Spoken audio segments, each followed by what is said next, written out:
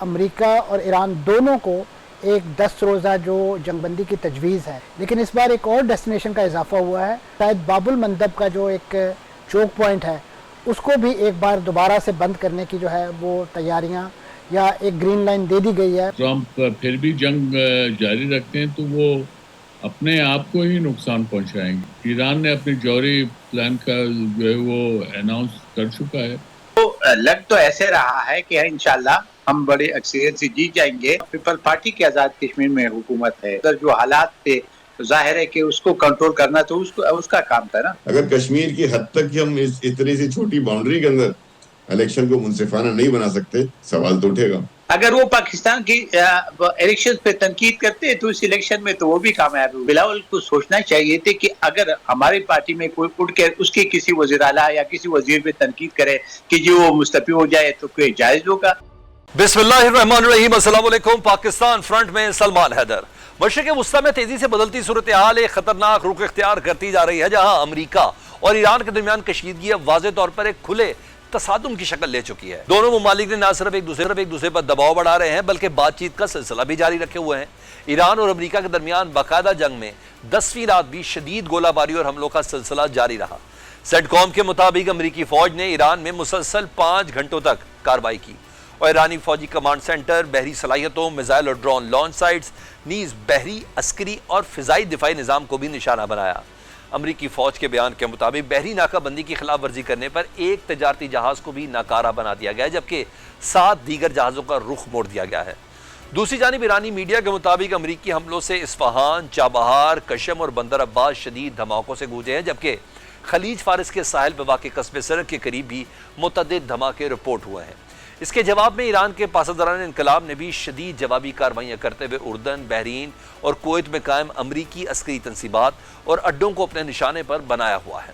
پاسداران انقلاب کے مطابق بحرین کے شہر محرک میں امریکی ریڈار اور فضائی دفاعی نظام پر حملے کیے گئے ہیں، جبکہ رفح شہر میں نصب امریکی پیٹریوٹ فضائی دفاعی سسٹم کو میزائلوں اور ڈرون سے نشانہ بنایا گیا ہے۔ کویت میں احمد الجابر ایئر بیس پر امریکی ریڈار، مواصلاتی نظام اور سیٹلائٹ تنصیبات کو نقصان پہنچایا گیا، اور علی السالم ایئر بیس پر MQ-9 ڈرون ہینگر، جبکہ کیمپ عریف جان میں امریکی ہمراز میزائل سسٹم کو نشانہ بنانے کا دعویٰ کیا گیا ہے۔ اس کے علاوہ ابنائے ہرمز کے جنوبی راستے سے گزرنے کی کوشش پر 2 آئل ٹینکرز پر حملے کیے گئے، جس کے بعد اس میں ہولناک آگ لگ گئی ہے۔ ان ایرانی حملوں کے دوران اردن، کویت اور بحرین میں خطرے کے سائرن بج اٹھے ہیں، تاہم متعلقہ حکام کا دعویٰ ہے کہ انہوں نے متعدد حملوں کو فضا میں ہی ناکام بنایا۔ عسکری اڈوں کے ساتھ ساتھ خلیجی ممالک میں شہری اور معاشی بنیادی ڈھانچے بھی ان حملوں کی زد میں آئے ہیں۔ بحرین کے سول ایوییشن افیئرز کے حکام نے بتایا کہ ایران نے ہماری شہری فضائی نیویگیشن کے نظام پر حملہ کیا، تاہم اس سے پروازوں کا آپریشن متاثر نہیں ہوا ہے۔ اس کے علاوہ ایران نے بحرین میں ایمیزون کے ڈیٹا انفراسٹرکچر کو کروز میزائلوں سے نشانہ بنانے کا دعویٰ کیا ہے۔ تجزیہ کاروں کے مطابق ایران اس جنگ میں محتاط حکمت عملی اپنائے ہوئے ہے۔ اس کی ایک مثال اردن پر حالیہ میزائل اور ڈرون حملے ہیں۔ انٹیلیجنس کمپنی سیولائن کے تجزیے کے مطابق یہ حملے بنیادی طور پر امریکی حملوں کے جواب میں کیے گئے ہیں، لیکن ساتھ ہی ان کا مقصد اردن کے فضائی دفاعی نظام کو کمزور کرنا بھی ہو سکتا ہے، تاکہ مستقبل میں اسرائیل کی جانب میزائل بھیجنے کا راستہ ہموار ہو۔ اردن میں ایران کے حالیہ حملوں سے 3 امریکی فوجی ہلاک ہو چکے ہیں۔ پینٹاگون کے مطابق اس جنگ میں اب تک 17 امریکی فوجی ہلاک اور 430 زخمی ہو چکے ہیں، جن میں سے صرف 7 جولائی کے بعد سے زخمی ہونے والے امریکی اہلکاروں کی تعداد 100 تک پہنچ چکی ہے۔ دوسری جانب امریکی think tank centre for strategic and international studies کی رپورٹ کے مطابق پینٹاگون اپنے اہم ترین ہتھیاروں کے ذخائر کا ایک بڑا حصہ استعمال کر چکا ہے۔ تھاڈ میزائل انٹرسیپٹرز کا تقریباً 50%، پیٹریوٹ فضائی دفاعی نظام کا لگ بھگ نصف اور ٹاماہاک میزائل کا 30% سے زائد ذخیرہ اس جنگ میں خرچ ہو چکا ہے۔ ماہرین کا کہنا ہے کہ ان ذخائر کو دوبارہ اس سطح پر لانے میں 2 سے 3 سال لگ سکتے ہیں، جس سے امریکہ کی عالمی سطح پر فوری طور پر کسی اور محاذ پر رد عمل دینے کی صلاحیت متاثر ہو سکتی ہے۔ صرف یہی نہیں، ایران سے کشیدگی کے آغاز کے بعد سے امریکہ میں خام تیل کے ذخائر تیزی سے سکڑ کر 45 سال کی کم ترین سطح پر پہنچ گئے ہیں۔ بینک آف امریکہ کے چارٹ کے مطابق ملک میں تیل کے 43 دن کی سپلائی باقی ہے۔ یہ سطح جولائی 1983 کے بعد سب سے کم ہے، جو امریکی توانائی سیکیورٹی کے لیے ایک اہم اشارہ تصور کی جا رہی ہے۔ ایران جنگ کے خلاف امریکہ کے اندر سے بھی آوازیں اٹھنے لگی ہیں۔ امریکی سینیٹر چک شومر نے صدر ٹرمپ کی جنگی پالیسی پر شدید تنقید کی ہے۔ سینیٹ اجلاس سے خطاب کرتے ہوئے چک شومر نے کہا کہ یہ جنگ امریکہ کو پہلے سے زیادہ کمزور حالت میں چھوڑ گئی ہے۔ نہ اب نہ ہرمز محفوظ ہوئی، نہ ایرانی جوہری عزائم پر قابو پایا جا سکا، اور نہ ہی امریکی ساکھ کو تقویت ملی ہے۔ جبکہ دوسری جانب اسرائیلی انٹیلیجنس نے دعویٰ کیا کہ ایران نے گزشتہ سال یورینیم افزودگی کے ہزاروں سینٹریفیوجز ایک پہاڑ کے اندر گہرائی سرنگوں میں منتقل کر دیا ہے۔ امریکی اخبار وال اسٹریٹ جرنل کی رپورٹ کے مطابق امریکی اور اسرائیلی حکام کے مطابق یہ سینٹریفیوجز پک ایکس ماؤنٹین یا کوہ کلنگ نامی مقام پر منتقل کیے گئے ہیں۔ اسرائیلی حکام کا کہنا ہے کہ یہ منتقلی گزشتہ سال جون میں ہونے والی 12 روزہ جنگ کے بعد کی گئی ہے، جس میں امریکی اور اسرائیلی حملوں میں ایران کی 3 بڑی جوہری تنصیبات کو نشانہ بنایا گیا تھا۔ صدر ٹرمپ نے بھی کہا ہے کہ امریکہ پک ایکس ماؤنٹین کو نشانہ بنانے کے لیے تیار ہے، جبکہ امریکی اخبار کے مطابق ٹرمپ نے 13 جولائی کو ایک انٹرویو میں کہا کہ یہ مقام ایک بڑا اور مضبوط ہدف ہو سکتا ہے، اور یہ پہلا موقع تھا جب انہوں نے کھل کر اس جگہ کا ذکر کیا۔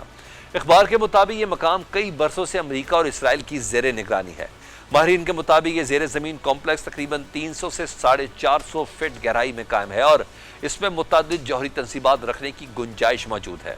صدر ٹرمپ ماضی میں ایران کے خارق جزیرے پر بھی قبضہ کرنے کی دھمکی دے چکے ہیں۔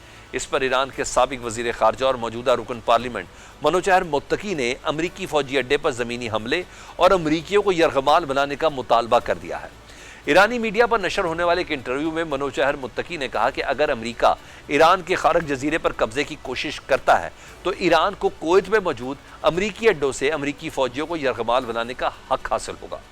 حملوں اور لفظی گولہ باری کے ساتھ ساتھ سفارتی بحث پر سرگرمیاں بھی خاموشی سے جاری ہیں۔ ثالث ممالک پس پردہ کوشش کر رہے ہیں کہ کسی نہ کسی طرح دونوں ممالک کو محدود مدت کی جنگ بندی کے لیے راضی کیا جائے۔ اس لیے ایرانی وزیر داخلہ سکندر مومنی کے دورہ پاکستان کو اہم قرار دیا جا رہا ہے۔ ایرانی وزیر داخلہ سکندر مومنی نے وزیر اعظم شہباز شریف سے اہم ملاقات کی ہے، جس میں خطے کی کشیدہ صورتحال پر بھی تبادلہ خیال کیا گیا ہے، جبکہ ایرانی وزیر داخلہ نے وزیر اعظم کو ایرانی صدر کا پیغام بھی پہنچایا ہے۔ صدر ٹرمپ نے بھی اپنے social media platform Truth Social پر گزشتہ ماہ کا ایک سروے شیئر کیا، جس کے مطابق امریکی عوام کی اکثریت ایران کے ساتھ جنگ کے خاتمے اور مفاہمتی معاہدے کی حمایت کرتی ہے۔ سروے میں امریکہ کے 60% رجسٹرڈ ووٹرز نے معاہدے کی حمایت کی اور 23% نے مخالفت کی، جبکہ 15% نے کسی رائے کا اظہار نہیں کیا۔ ماہرین کے مطابق حالیہ کشیدگی اور امن معاہدے کی خلاف ورزی سے ایران اور امریکہ کے درمیان عدم اعتماد بہت گہرا ہو چکا ہے۔ اس لیے کسی بھی نئے سفارتی یا جوہری معاہدے کا طویل عرصے تک قائم رہنا انتہائی مشکل اور غیر یقینی دکھائی دیتا ہے۔ ایک طرف ایران امریکہ جنگ میں شدت کی باتیں ہیں، دوسری طرف 10 روزہ سیز فائر سے کئی جگہوں پر تصدیق ہو رہی ہے۔ لیکن ہمارے ساتھ اسٹوڈیو میں موجود ہیں ماہر مشرق وسطی امور منصور جعفر صاحب، ان سے بات کرتے ہیں۔ منصور جعفر صاحب، پچھلے 10 روز سے ایران امریکہ ایک دوسرے اہداف پر حملے ہیں، آبنائے ہرمز کی بندش بھی ہے، جس کی بنا پر معیشت کافی حد تک یرغمال بنی ہوئی ہے۔ آپ کو لگتا ہے یہ لامتناہی جنگ کی طرف بڑھ رہے ہیں یا ابھی بھی کوئی امن کی امید ہے؟ اس وقت جو امریکہ کی داخلی صورتحال ہے اور بالخصوص ایران کی اپنی جو داخلی معیشت ہے، وہ اس بات کی متقاضی نہیں ہے کہ اس کو زیادہ سے زیادہ حدت اور شدت دی جائے۔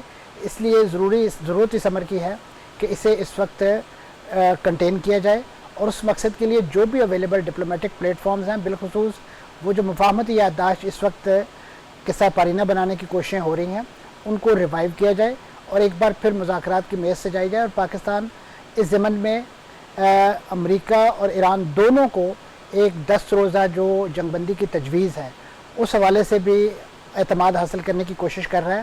امریکہ کو آلریڈی یہ بات کنوے کر دی گئی ہے، اور یہی وجہ ہے کہ آپ نے دیکھا کہ یہ خبر بریک بھی امریکہ سے ہی ہوئی ہے کہ یہ جنگ بندی کی جو باتیں کی جا رہی ہیں، اور اب یقیناً اسی پر ایک تھریڈ بیئر ڈسکشن جو ہے وہ امید ہے کہ اس وقت جو ایرانی عہدیداران پاکستان کے اندر موجود ہیں ان کے ساتھ کی جائے گی، اور ان کا اور امریکہ کا بھی میسج پاکستان ہی پاس ہو رہا ہے۔ جی یقیناً وہی چینل چل رہے ہیں، وہی چینل جو ابتدائی طور پہ اس مفاہمتی یادداشت کو فائنلائز کرنے کے لیے یا فریم ورک کو فائنلائز کرنے، وہی براہ راست اس وقت میسیجنگ جو ہے وہ نہیں ہو پا رہی، کیونکہ براہ راست آپ دیکھ رہے ہیں کہ اس وقت جنگ کی کیفیت ہے۔ ایران اور امریکہ دونوں ایک دوسرے کے خلاف نبرد آزما ہیں، فیلڈ کے اندر بھی اور ڈپلومیسی کے اندر بھی، تو لہذا پاکستان بطور ثالث وہ یقیناً ایک اسی انداز سے انگیج ہے۔ اچھا منصور صاحب، کچھ نئے ٹارگٹس بھی دیکھ رہے ہیں، امریکی حملوں کا جواب بھی صحیح، لیکن ہم دیکھ رہے ہیں کہ بہت تیزی آئی ہے بحرین میں حملوں پر، جوابی حملے جو ایران کر رہا ہے کویت میں، اور اسپیشلی جارڈن کی طرف بڑے پیمانے پر حملے ہیں، اور سویلین انفراسٹرکچر بھی ان کا تباہ ہو رہا ہے، اور بقول ایران کے کہ ہمارے سویلین انفراسٹرکچر پر حملے ان بیسس سے ہو رہے ہیں جو امریکہ آپریٹ کر رہا ہے۔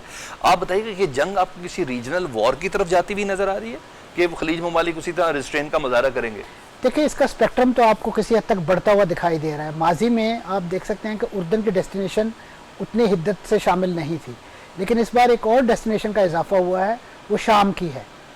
شام کے بھی کچھ الطنف کا ایئرپورٹ جو ہے جو ٹھکانہ ہے اس کو نشانہ بنایا گیا، ٹاور 22 جس کو نشانہ بنایا. جی ایگزیکٹلی. اور اس کے بعد جو لیٹلی ایک انڈائریکٹ آپ کو تھوڑی سی ڈسٹنس پہ وار کا ایک فرنٹ نظر آ رہا ہے، وہ یمن کا ہے کہ وہاں سے سعودی عرب پر جو اٹیک کیے گئے ہیں، اور سعودی عرب نے جس انداز سے اس وقت ایک بڑھتا ہوا تال میل ہے حوثیوں کے درمیان اور ایرانیوں کے درمیان، خاص طور پر پاسدارانہ انقلاب، اس کو کنٹین کرنے کے لیے جو پریمپٹیو اسٹرائک کی تھی سنا ایئرپورٹ پہ، یہ اسی کا شاخسانہ ہے کہ اس وقت انڈائریکٹلی جو حوثی محاذ جو ہے وہ بھی ایکٹیویٹ ہے. اور اس کو ان دا لانگ رن جو اس وقت شنید ہے مختلف تھنک ٹینکس کے حوالے سے جو خدشات ظاہر کیے جا رہے ہیں وہ یہی ہیں کہ شاید باب المندب کا جو ایک چوک پوائنٹ ہے اس کو بھی ایک بار دوبارہ سے بند کرنے کی جو ہے وہ تیاریاں یا ایک گرین لائن دے دی گئی ہے. حوثی جو اس وقت سرگرم ہے، فوجی ترجمان نے بھی کہا ہے کہ بس اب ہم نے کہہ دیا تو آج سے بندش ہو گئی. جی لیکن اس کے ساتھ ساتھ کیونکہ اس وقت جو ساری صورتحال وہاں زمین پہ ہے وہ اتنی فیوریبل نہیں ہے ان کے لیے، تو لہٰذا ابھی عملی طور پہ تو اس کو چوک نہیں کیا گیا. ایک دھمکی ضرور ہے، لیکن آپ اس کے بعد جو بندش کا ایک جو آپ والیوم ہے اس کا آپ اندازہ لگا سکتے ہیں کہ ایک طرف تو یہ خلیج کا سارا روٹ بند ہو جائے گا، دوسری طرف سے بحیرہ احمر جو ایک متبادل جو جمبو پورٹ سے ایسٹ ویسٹ پائپ لائن کے ذریعے سعودی عرب اپنا تیل ایکسپورٹ کرنا چاہ رہا ہے یا دیگر نیویگیشن چاہ رہا ہے اس کی، وہ تمام کی تمام ڈسٹرب ہو جائے گی. بہت سے یورپی ممالک اور مغربی دنیا جو اس روٹ کو استعمال کرتی ہے وہ تمام اس نشانے پہ آ جائیں گے جو ماضی میں آبنائے ہرمز کی بندش سے اتنے بڑے پیمانے پہ متاثر نہیں ہوئے.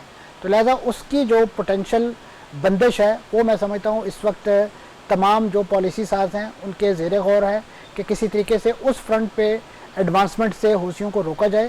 ٹھیک ہے. لاسٹ کوشچن سر، خلیل الحیہ حماس کے نئے سربراہ منتخب ہوئے ہیں، ان کی ذرا تھوڑی امپورٹنس بتائیے کہ غزہ میں تو حماس کی حکومت ختم ہو چکی ہے، اب یہ کس طریقے سے انٹیکٹ رہیں گے، اور اسپیشلی جو پیس بورڈ ہے اس کے بعد حماس کا کیا مستقبل ہے؟ جی خلیل الحیہ صاحب کا انتخاب میں سمجھتا ہوں ایک تو بنیادی طور پہ اس تسلسل کو آپ اس کی ریپرزنٹیشن کہہ سکتے ہیں کہ جو حماس نے اپنے ڈیموکریٹک پروسیس کے حوالے سے اٹیچ رکھی ہے. آپ دیکھ سکتے ہیں کہ جنگ کے اس ماحول میں بھی انہوں نے اپنا انتخابی عمل مکمل طور پہ اپنی اسی شان و شوکت کے ساتھ مکمل کیا ہے اور اس میں ان کا انتخاب عمل میں آیا ہے. دوسرا ان کا تعلق حقیقت میں غزہ سے ہے اور غزہ کی نمائندگی اس وقت نہیں تھی کیونکہ اسماعیل ہنیہ صاحب کی شہادت کے بعد غزہ سے اندرونی نمائندگی نہیں تھی اور ان کا جو پولٹ بیورو ہے اس کا جو سٹرکچر ہے اس میں ایک کوئی نہ کوئی عہدہ جو ہے وہ غزہ کے پاس جانا ہوتا ہے.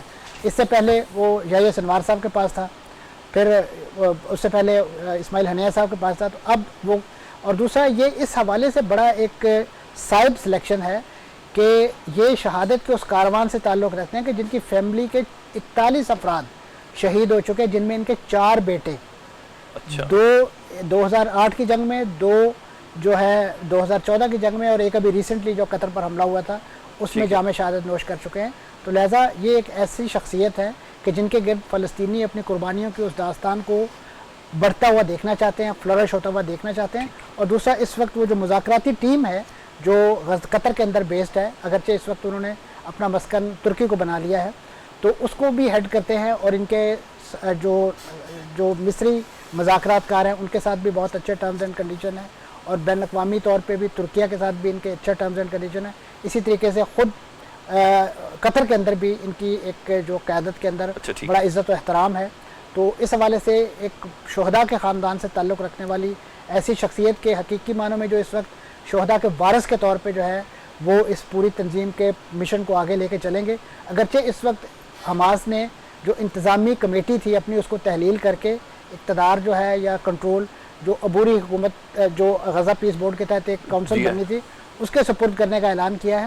تو اس کے لیے بعض لوگ یہ تعبیرات پیش کر رہے ہیں کہ شاید حماس نے اپنا اسلحہ سرنڈر کر دیا یا وہ سرنڈر کرنے کا وہ سرنڈر نہیں ہے. وہ بنیادی طور پہ اس بات کے قائل ہیں کہ یہ اسلحہ ہم ایسی فلسطینی حکومت کے حوالے کریں گے جو فلسطین سے اسرائیل کا قبضہ ختم کروائے گی، پھر ہم اسے ایک نیشنل آرمی کے طور پہ جوائن بھی کریں گے، اس میں سپورٹ بھی پیش کریں گے اور اپنا اسلحہ بھی اس کے، کیونکہ ہمیں پھر اس کی ایسا ضرورت نہیں رہے گی.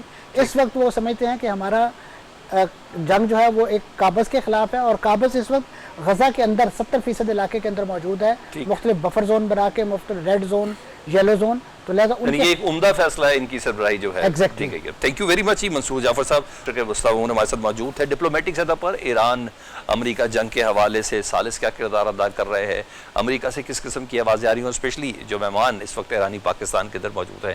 فیلڈ مارشل صاحب سے بھی ان کی ملاقات ہوئی. آصف درانی صاحب سابق سفیر ہمارے ساتھ موجود ہے. جی آصف درانی صاحب، ایران اور امریکہ ایک دوسرے پر حملوں میں شدت آئی ہوئی ہے، کیا ابھی بھی حل اور امن کی کوئی حقیقی امید موجود ہے کہ کشیدگی مزید بڑھتی ہوئی دیکھ رہے ہیں آپ؟ دیکھیے یہ سلسلے جاری رہیں گے، حملے بھی چلیں گے، سفارتی کوششیں بھی ہوں گی، کیونکہ اس کے علاوہ اور کوئی راہ نہیں ہے. جی مگر جس طرح ثالثوں نے یعنی قطر اور پاکستان نے ایران اور امریکہ کے درمیان 60 روزہ امن معاہدہ کروایا تھا، اگر وہ جسپوز برقرار نہیں رہ سکا تو اب اس وقت جو ثالث متحرک ہوئے ہیں، ایران کے وزیر داخلہ پاکستان کے اندر موجود ہیں، شہباز شریف صاحب سے بھی ان کی ملاقات ہوئی ہے، فیلڈ مارشل صاحب سے بھی ان کی ملاقات ہوئی ہے، یہ ملاقاتیں کتنی امپورٹنٹ ہیں؟ دیکھیے یہ اس کا حصہ ہے، پروسیس کا حصہ ہے. اس میں یقیناً جو ایم او یو سائن ہوا ہے، اسلام آباد ایم او یو، اس کے گلچز ایکسپیکٹڈ ہیں، کیونکہ امریکہ اور ایران کی جو پچھلی 5 دہائیوں کا مسٹرسٹ ہے وہ اس ایم او یو سے تو ختم نہیں ہوگا. تو اس لیے یہ ہمیں ایکسپیکٹ کرنا چاہیے کہ اس کا اتار چڑھاؤ رہے گا، جو پیس کا گراف ہے وہ اوپر نیچے آتا رہے گا، لیکن اس کے ساتھ ہی جو سفارتی کوششیں ہیں میرے خیال میں وہ بھی جاری رہیں گی. ٹھیک. اور ود ان امریکہ جو آوازیں آ رہی ہیں اس جنگ کے خلاف، رپورٹس ہیں کہ پینٹاگون نے اپنے عام ترین ہتھیاروں کے ذخائر کا ایک بڑا حصہ استعمال کر چکا ہے، پیٹرولیم ذخائر 4 دہائیوں کی کم ترین سطح پر پہنچے ہیں. ایسے میں صدر ٹرمپ صاحب کے اوپر کوئی اندرونی پریشر تو ہے نا، وہ دباؤ یہ برداشت کر لیں گے الیکشن سے پہلے تک؟ آپ کا مطلب دباؤ جنگ کے فیور میں یا خلاف؟ جنگ کے خلاف. جب وہ ہے تو اور اچھی بات ہے. اس میں میرے خیال میں پھر تو اگر ٹرمپ پھر بھی جنگ جاری رکھتے ہیں تو وہ اپنے آپ کو ہی نقصان پہنچائیں گے. آلریڈی ان کا جو پاپولیرٹی گراف ہے وہ نیچے جا کے 22% پہ چلا گیا. یہ انپریسیڈنٹڈ ہے کسی بھی پریزیڈنٹ کے جو پاپولیرٹی کے کانٹیکس میں، ایٹ لیسٹ اس سینچری. ٹھیک. اچھا، ہم نے دیکھا کہ ایران کی حکمت عملی بھی کافی محتاط ہے. امریکہ اس کے جو اہداف لے کے آیا تھا وہ حاصل نہیں کر پایا. آبنائے ہرمز بھی محفوظ نہیں ہوئی، ایرانی جوہری عزائم پر بھی قابو نہیں پایا جا سکا. فرسٹریشن میں ٹرمپ صاحب کوئی ایکسٹریم لیول جس میں انہوں نے تہذیب مٹانے تک کی دھمکی دی تھی وہ لے سکتے ہیں؟ یہ پوزیشن ہے ان کی؟ نہیں، میرے خیال میں ایسا نہیں ہوگا. ایران نے اپنے جوہری پلان کا جو ہے وہ اناؤنس کر چکا ہے، اور ایران کا ابھی اس وقت کوئی ایسا ارادہ نہیں ہے. اور لیکن یہ عام ہے کہ ایم او یو کی کو اگر بنیاد بنا کے بات کی جائے آئندہ کے لیے، تو ایران پر سے جو پابندیاں ہیں اقتصادی وہ اس کا ہٹنا ضروری ہے، اس پہ نیگوسیشنز ہونا ضروری ہے. ایران کے جو ایسٹس فریز کیے گئے ہیں اس کو انفریز کرنا ضروری ہے. پھر یہ جو اسٹیٹ آف ہارموز کے رجیم ہے اس کا بننا ضروری ہے، اس کے جو فری واٹر وے اس کو بننا ہے کمرشل پرپزز کے لیے. تو یہ وہ مسئلہ ہے. جہاں تک نیوکلر ہے وہ تو آلریڈی آلموسٹ طے ہے کہ ایران نے فیصلہ کیا، اور وہ اس بات پہ بھی راضی ہے کہ IAEA سیف گارڈ جسے وہ ایڈیشنل پروٹوکولز کہتے ہیں جس میں سنیپ انسپیکشنز ہوتی ہیں، وہ اس کے لیے بھی تیار ہے. دوسرا یہ ہے کہ فارمر فارم منسٹر جواز ظریف نے پروپوز کیا ہے کہ جو فیول سائیکل ہے اس کے لیے ایک کنسورشیم بنایا جائے جس میں ایران اور گلف اسٹیٹس شامل ہوں، ترکی بھی ہو اور ایجپٹ بھی ہو. وہ اس پہ جو ہے مبنی ایک کنسورشیم بنائیں، تو اس لیے تاکہ اگر کوئی خدشات جو ہے نیوکلر یہ یورینیم انریچمنٹ کا ہے تو اس کو بھی دور کر دیا جائے. جی بہت شکریہ سینیٹ سابق سفیر آصف درانی صاحب ہم سے بات کر رہے تھے پاکستان فرنٹ. اس بریک کے بعد آزاد کشمیر انتخابات سے قبل سیاسی درجہ حرارت میں اضافہ ہے. آزاد کشمیر میں انتخابی مہم میں بلاول بھٹو کے بعد نواز شریف اور مریم نواز کی بھی انٹری ہو گئی ہے. مسلم لیگ نون کی جانب سے آج مظفر آباد میں سیاسی پاور کا مظاہرہ کیا گیا۔ جلسے سے خطاب میں قائد مسلم لیگ نون نواز شریف نے کہا کہ میرا دل کرتا ہے کہ الیکشن میں کامیابی ملتی ہے تو شہباز شریف کو کہوں کہ مجھے وزیر اعظم آزاد کشمیر بنا دیں۔ نواز شریف نے کہا کہ اگر آزاد کشمیر میں ہماری حکومت بنی تو ہم یہاں کے سارے مسائل حل کریں گے اور تمام مسائل دور کر کے ہی دم لیں گے۔ نواز شریف نے مظفر آباد کی عوام سے کہا کہ اگر آپ مسلم لیگ نون کو ووٹ دیں گے تو میں ہر 3 مہینے بعد آزاد کشمیر آؤں گا اور خود لوگوں کے مسائل حل کروں گا۔ انہوں نے کہا جب میں وزیر اعظم تھا تو آزاد کشمیر کا بجٹ ڈبل کر دیا تھا، اگر آزاد کشمیر میں ہماری حکومت بنی تو ہم آزاد کشمیر کا بجٹ 10 گنا بڑھائیں گے۔ وزیر اعلیٰ پنجاب مریم نواز کہتی ہیں کہ مسلم لیگ نون کی سیاست ترقی، تعلیم اور عوامی خدمت کی سیاست ہے۔ ہم کشمیری نوجوانوں کے ہاتھوں میں ڈنڈے نہیں بلکہ لیپ ٹاپ دیکھنا چاہتے ہیں۔ اگر عوام نے مسلم لیگ نون پر اعتماد کیا تو آزاد کشمیر کی قسمت بدل جائے گی اور ریاست میں بھی پنجاب طرز کے ترقیاتی اور فلاحی منصوبے شروع کیے جائیں گے۔ مریم نواز نے کسی جماعت کا نام لیے بغیر سیاسی مخالفین پر تنقید کی، کہا کچھ لوگ آزاد کشمیر آ کر صرف تقریریں کرتے ہیں، دوسروں پر الزامات عائد کرتے ہیں اور واپس چلے جاتے ہیں، لیکن وہ یہ بھی بتائیں کہ ریاست میں حکومت کس کی ہے اور عوام کے مسائل حل کرنے کے لیے انہوں نے کیا اقدامات کیے۔ انہوں نے کہا کہ مسلم لیگ نون صرف دعوے نہیں کرتی بلکہ اپنی کارکردگی سے عوام کا اعتماد حاصل کرتی ہے اور پنجاب میں جاری ترقیاتی منصوبے اس کا واضح ثبوت ہیں۔ دوسری جانب آزاد کشمیر الیکشن کا شیڈول بھی تبدیل کر دیا گیا ہے۔ آزاد کشمیر کے chief election commissioner justice Ghulam Mustafa Mughal نے عام انتخابات 3 مرحلوں میں کرانے کا اعلان کرتے ہوئے نیا انتخابی شیڈول جاری کیا ہے۔ Chief election commissioner Azad Kashmir کے مطابق 27 جولائی کو میرپور ڈویژن میں انتخابات ہوں گے، مظفر آباد میں 2 اگست جبکہ پونچھ ڈویژن میں 10 اگست کو انتخابات ہوں گے۔ چیف الیکشن کمشنر کا کہنا ہے کہ مرحلہ وار ہونے والے انتخابات کے نتائج اسی روز شام کو جاری کیے جائیں گے جس دن پولنگ ہوگی، اسی دن نتیجے کا اعلان ہو جائے گا۔ مہاجرین مقیم پاکستان کے 12 حلقوں میں انتخابات 2 اگست کو ہوں گے۔ الیکشن کمیشن نے عام انتخابات ملتوی کرنے کا مطالبہ مسترد کرتے ہوئے اعلان کیا کہ انتخابات مقررہ شیڈول کے مطابق ہی منعقد کیے جائیں گے۔ تمام انتظامات مکمل کر لیے گئے ہیں اور شفاف، آزاد اور پرامن انتخابات کے انعقاد کو یقینی بنایا جائے گا۔ چیف الیکشن کمیشنر نے کہا ہے کہ انتخابی شیڈول میں تبدیلی انتظامی امور انتخابی انتظامات کو مزید مؤثر بنانے، شفاف، منظم اور پرامن پولنگ کو یقینی بنانے کے لیے کی گئی ہے۔ مرحلہ وار انتخابات سے سیکیورٹی، انتخابی عملے کی تعیناتی اور انتخابی عمل کی نگرانی بہتر انداز میں ممکن ہو سکے گی۔ الیکشن کمیشن نے سیاسی جماعتوں، امیدواروں اور ووٹرز پر زور دیا ہے کہ وہ ضابطہ اخلاق پر مکمل عمل کریں، انتخابی مہم کو پرامن رکھیں اور جمہوری عمل کی کامیابی کے لیے الیکشن کمیشن سے تعاون کریں۔ انتخابی مہم کے دوران نون لیگ اور پیپلز پارٹی بلند و باغ دعوے اور وعدے تو کر رہے ہیں، مگر دیکھنا یہ ہے کہ عوام کس جماعت کے بیانیے اور منشور پر اعتماد کا اظہار کر کے اسے اقتدار کی چابی سونپتے ہیں۔ مسلم لیگ نون نے باقاعدہ طور پر آزاد کشمیر میں انتخابی مہم کا آغاز کیا۔ نواز شریف صاحب نے بھی خطاب کیا، ان کے خطاب پر مسلم لیگ نون کی ایکٹیویٹیز پر بات کر لیتے ہیں۔ رہنمائے مسلم لیگ نون زاہد خان صاحب ہمارے ساتھ موجود ہیں۔ زاہد خان صاحب، آزاد کشمیر میں انتخابی مہم کے لیے نواز شریف صاحب مظفر آباد میں جلسے سے خطاب کر رہے تھے جس میں انہوں نے آزاد کشمیر کا وزیر اعظم بننے کی خواہش ظاہر کی ہے۔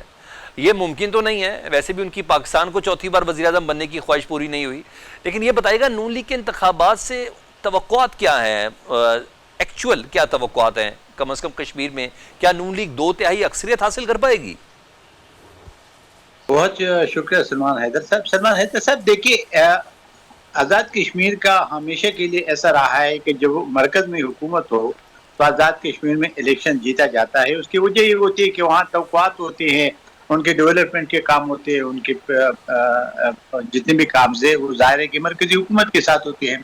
آج جو جلسہ ہوا میں نواز شریف کی، پہلے بار آپ نے دیکھا کہ وہ پرجوش تقریر تھی۔ نواز شریف کی جو تقریر تھی کافی عرصے کے بعد میں نے اس کو پرجوش تقریر سنی اور دیکھی، اور عوام جتنے پرجوش تھا وہ بھی آپ کے سامنے تھا۔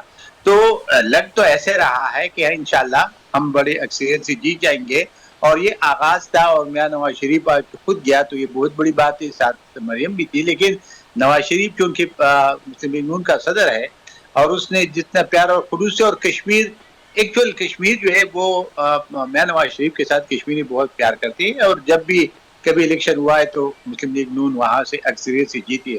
امید ہے کہ وہ جو آپ کہتے ہیں 2/3 میجارٹی سے شاید انشاءاللہ جیت ٹھیک ہے۔ جائے۔ زاہد صاحب، یہ جو بھی آپ نے ایک مت پیش کی کہ روایت رہی ہے کہ کشمیر میں وہی الیکشن جیتتا ہے جس کی مرکز میں حکومت ہو، لیکن یہ مت بھی نا شاید عوام میں تھوڑی اویئرنیس آ گئی ہے، گلگت بلتستان نے بریک کر دی ہے۔ تو اب یہ کہنا کہ مرکز میں حکومت نون لیگ کی ہے تو کشمیر میں بھی انہی کی حکومت ہوگی، تو یہ اپنی جگہ پہ ایک کوشچن تو ضرور ہے. لیکن میں آگے بڑھتا ہوں. مریم نواز صاحبہ نے جلسے سے خطاب کیا، انہوں نے کہا ہم کشمیری نوجوانوں کے ہاتھوں میں ڈنڈے نہیں لیپ ٹاپ دیکھنا چاہتے ہیں. آپ کشمیر کے موجودہ حالات کا ذمہ دار ٹھہراتے ہیں مختلف لوگوں کو.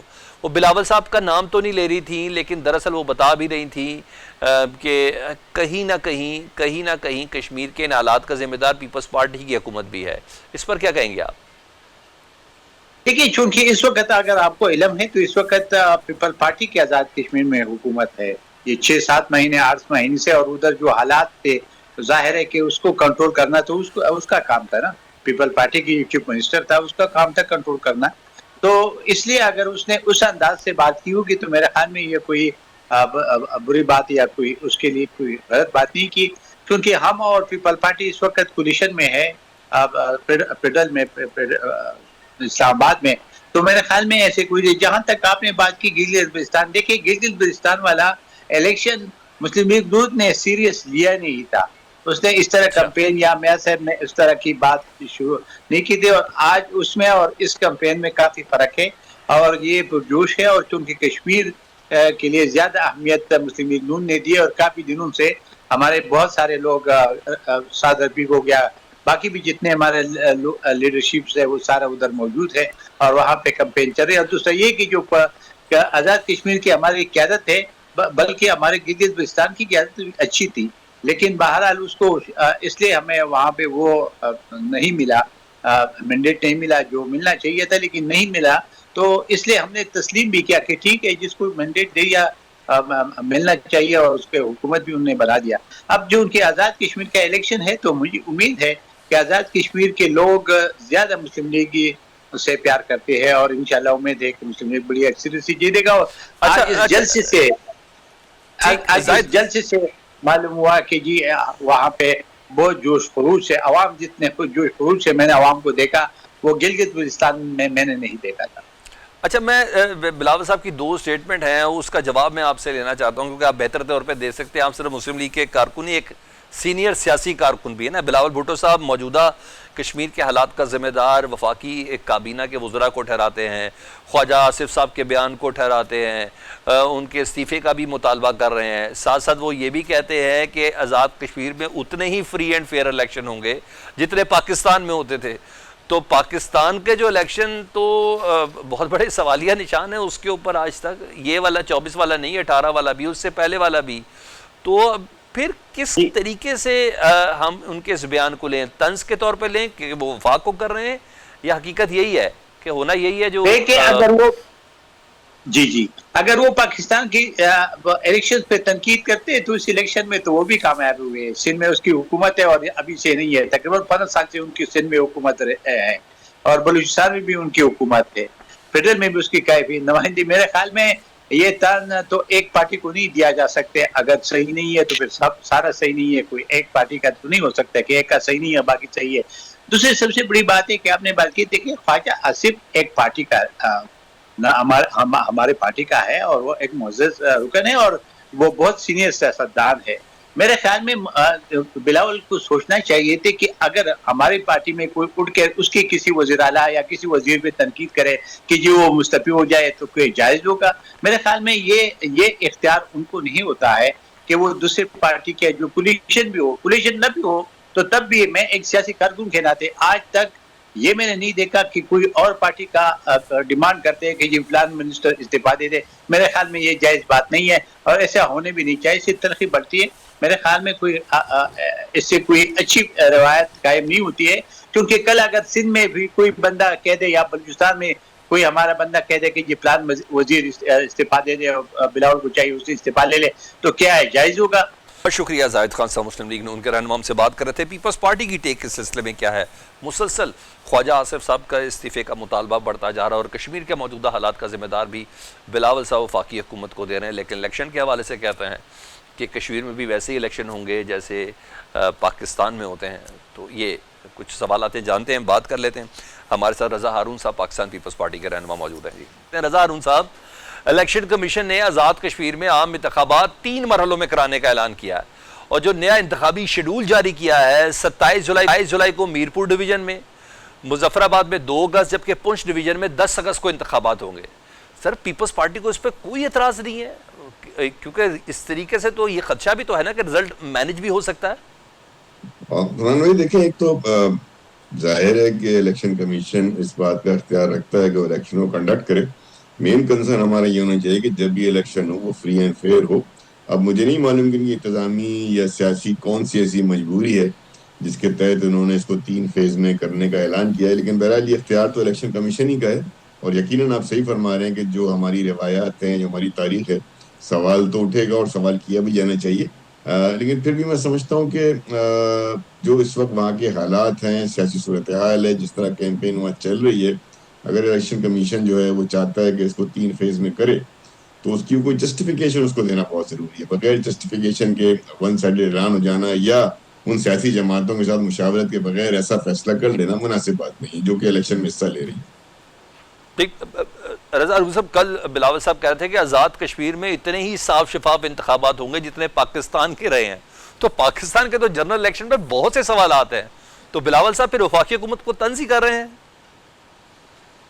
اب یہ الیکشن نہیں ہے فرنٹ بھائی، تو ہم لوگ بھی کنفائنڈ ہو گئے 2024 تک. آپ 2018 کے لے لیں، آپ 2013 کے لے لیں، آپ 2008 کے لے لیں، ہر الیکشن کو کچھ نہ کچھ نام دیا گیا ہے. کبھی RTS کے آ گیا ہے، کبھی RO کے الیکشن کے آ گیا ہے، کبھی فارمز کے الیکشن کے آ گیا ہے. تو یہ تو ہماری ایک بدقسمتی سے، بدنصیبی سے کہ ہماری تاریخ ہے، جس کی وجہ سے کسی بھی الیکشن کے بعد کم از کم ہارنے والے افراد جو ہیں، امیدوار جو ہیں، وہ نتائج کو قبول بھی نہیں کرتے. اور ظاہر ہے جو آپٹکس ہوتی ہیں اس پر سوالیہ نشان اٹھتے ہیں. تو کہیں نہ کہیں جا کے بھی الیکشنز کے ماحول کو، الیکشن کے نظام کو بہتر کرنے کی ضرورت ہے. اس کے لیے بھی دیکھیں نا کہ کوشش کہاں ہونی ہے. میں نے اور آپ نے تو ٹی وی بیٹھ کے ڈیبیٹ کر لینی ہے، کرنا تو پارلیمنٹ نے ہے. اس کی قانون سازی وہاں سے ہونی ہے، اس کے پروسیجر وہاں سے ڈیولپ ہونے ہیں، اس کے طریقہ کار وہاں طے ہونا ہے. وہاں سیاسی جماعتیں مل کر بیٹھیں اور کوشش کریں کہ اگلا الیکشن، اگر کشمیر کی حد تک ہم اس اتنی سی چھوٹی باؤنڈری کے اندر الیکشن کو منصفانہ نہیں بنا سکتے تو پھر جو آپ کا سوال ہے یا عوام کا سوال ہے یا مبصرین جو بات کرتے ہیں، سوال تو اٹھے گا. ٹھیک. اچھا، یہ جو کشمیریوں سے متعلق خواجہ آصف صاحب کا جو بیان آیا، بلاول صاحب کافی غصے میں ہیں، تنقید بھی کر رہے ہیں، کابینہ سے ہٹانے کا بھی مطالبہ کر رہے ہیں. تو کیا یہ تنقید، یہ بیانات، یہ صرف الیکشن مہم تک رہیں گی؟ کیونکہ اگر خواجہ آصف صاحب کو نہیں ہٹایا تو پیپلز پارٹی کو کچھ سنجیدگی سے غور کرے گی حکومتی اتحاد سے الگ ہونے پر، کیونکہ یہ جملہ بڑا بیس بنا کے وہ ہر تقریر کر رہے ہیں. بالکل ایسا ہی ہے. اور اگر آپ یاد کریں تو چیئرمین بلاول صاحب کا یہ بیان فلور آف دا ہاؤس بھی ہے. قومی اسمبلی میں جب بجٹ پاس ہو رہا تھا تو اس وقت بھی بلاول بھٹو صاحب نے اسمبلی کے فلور پر کھڑے ہو کر خواجہ آصف صاحب کے اس بیان کو جو ہے وہ نہ صرف کنڈیم کیا تھا بلکہ اس وقت انہوں نے مطالبہ بھی کیا تھا وزیر اعظم صاحب سے کہ بھئی آپ اپنے وزیر کے جو وزیر دفاع ہیں، ایک سینئر پولیٹیشین ہیں، ادروائز ان کا اگر کوئی بیان آتا ہے اور کشمیریوں کے ساتھ وہ ایک ایسی بات کر جاتے ہیں کہ جو کہ ناقابل قبول ہے، تو اس کا کوئی نوٹس لے کر پرائم منسٹر کو فیصلہ کرنا ہوگا کہ یا خواجہ آصف صاحب کا بیان اگر ان کی ذاتی حیثیت میں تب بھی ان کو وزارت سے الگ ہو جانا چاہیے، اور اگر وہ وزیر کی حیثیت میں پرائم منسٹر کی مرضی سے دے رہے ہیں تو پھر تو یہ ورجن پرائم منسٹر کو ہو جانا چاہیے. تو بلاول صاحب بالکل ٹھیک فرما رہے ہیں، کشمیریوں کی دل کی آواز ہے. کشمیریوں کو جو ہے اس سے بڑا دکھ ہوا ہے، بڑا عجیب بات کر دی تھی. تو کلیریفیکیشن پرائم منسٹر صاحب کو یہ دینی ہوگی کہ ان کا ایک سینئر وزیر جو کہ منسٹر آف ڈیفینس بھی ہے، اگر وہ ایسی بات کر کے پارٹی اس سے شوکوز بھی نہیں کرتی، پارٹی اس سے جواب طلبی بھی نہیں کرتی، تو پھر یا تو پارٹی کا موقف سمجھا جائے گا یا حکومت کا موقف سمجھا جائے گا، جو کہ مزید ڈیمیجنگ ہے اس وقت کشمیر کی سچویشن. مگر نون لیگ اپنی تقریروں میں کہہ رہی ہے کہ پیپلز پارٹی نے 6 ماہ میں کشمیر میں کچھ ڈیلیور کیا نہیں ہے، سندھ میں بھی کوئی کارکردگی نہیں ہے، تو کشمیری عوام کے سامنے رکھنے کے لیے ان کے پاس کچھ نہیں ہے. اس لیے بلاول صاحب نے مہم کا محور جو ہے وہ خواجہ آصف صاحب کے بیان کو بنایا ہوا ہے. سلمان بھائی، 6 مہینے میں تو ایک ٹرانزیشن کا فیز ہوتا ہے. 6 مہینے میں تو جو گورنمنٹ لی گئی ہے وہ تو اسی نظریے سے لی گئی ہے کہ اس 6 مہینے میں ایک ٹرانزیشن ہوگا، الیکشن ہوگا، نئی گورنمنٹ آئے گی.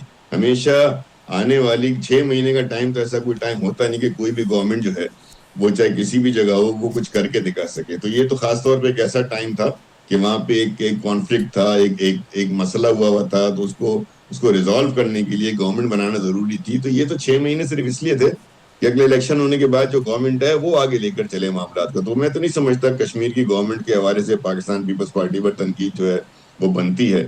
ہاں، سندھ کے حوالے سے بہت ساری باتیں، لیکن اگر آپ یہ دیکھیں کہ اس وقت پورے پاکستان میں اگر کہیں کوئی بلدیاتی نظام کام کر رہا ہے، بلدیاتی قانون پہ عمل درآمد ہو رہا ہے، آئین کی آرٹیکل 140A کی کسی نہ کسی شکل میں امپلیمنٹیشن ہو رہی ہے، تو وہ صرف سندھ میں، سندھ کے بہت سارے ادارے ایسے ہیں جو ایگزمپلری پرفارم کر رہے ہیں، جس میں ایجوکیشن کی فیلڈ ہے، ہیلتھ کا محکمہ ہے. کراچی کی سچویشن میں ایک بڑی لمبی ڈیبیٹ ہے، بڑا اس کو 2 منٹ میں تو بیان نہیں کیا سکتا، لیکن یقیناً وہاں بہتر کام کرنے کی ضرورت ہے. بہت شکریہ صاحب، ہم سے بات کر رہے تھے پاکستان فرنٹ. اس بریک کے بعد پاکستان گزشتہ 2 دہائیوں سے دہشت گردی کا سامنا کر رہا ہے اور اس جنگ کا سب سے خطرناک پہلو محض بندوق اور بارود کی جنگ نہیں بلکہ نظریات اور بیانیوں کی جنگ ہے. فتنۃ الخوارج نے اپنے تشدد اور دہشت گردی کو مذہبی جواز فراہم کرنے کے لیے دفاعی جہاد کی اصطلاح کو ایک ہتھیار کے طور پر استعمال کیا ہے.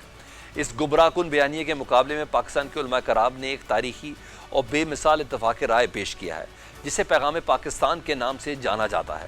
یہ محض ایک دستاویز نہیں بلکہ ملک بھر کے مختلف مکاتب فکر کے 1800 سے زائد جید علماء اور مفتیان کرام کی مشترکہ رائے ہے.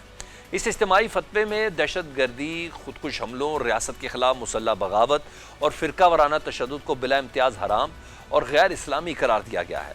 یہ اتفاق رائے اس بات کا واضح ثبوت ہے کہ ٹی ٹی پی جیسی تنظیموں کا دفاعی جہاد کا دعویٰ اسلامی تعلیمات سے کوئی تعلق نہیں رکھتا بلکہ محض ایک سیاسی اور عسکری ایجنڈے کی تکمیل کے لیے مذہب کا استحصال ہے. یہی وجہ ہے کہ ٹی ٹی پی کے دفاعی جہاد کے تصور کو محض ایک فقہی اختلاف کے طور پر نہیں بلکہ ایک باقاعدہ منصوبہ بند نظریاتی حربے کے طور پر سمجھنا ضروری ہے، جس کا مقصد نوجوانوں کو بھرتی کرنا، ان کے ذہنوں میں نفرت اور تشدد بھرنا اور بے گناہ شہریوں، سیکیورٹی اہلکاروں اور ریاستی اداروں پر حملوں کو مقدس فریضے کے طور پر پیش کرنا ہے، جبکہ حقیقت میں یہ اقدامات نہ صرف ہزاروں معصوم جانوں کے ضیاع کا باعث بنے ہیں بلکہ اسلام کے پرامن اور رحمت پر مبنی پیغام کو بھی داغدار کیا ہے. اس تناظر میں پیغام پاکستان جیسی کاوشیں اس بات کی نشاندہی کرتی ہیں کہ علماء کرام کا حقیقی اور متفقہ موقف دہشت گردی کی مکمل مذمت اور اسے حرام قرار دینے پر مبنی ہے، نہ کہ اس کی توجیہ پیش کرنے پر. پیغام پاکستان کا 2 ٹوک پیغام یہی ہے کہ پاکستانی قوم دہشت گردی کے خلاف سیسہ پلائی دیوار بن کر کھڑی ہے. یہی وجہ ہے کہ پاکستان کو اب عالمی سطح پر ایک ذمہ دار، پرامن اور عالمی امن کے سفیر کے طور پر دیکھا جا رہا ہے، جو نہ صرف اپنے ملک بلکہ پورے خطے میں استحکام کے لیے کوشاں ہے. پاکستان فرنٹ سے سلمان حیدر کو اجازت دیجیے. اللہ حافظ.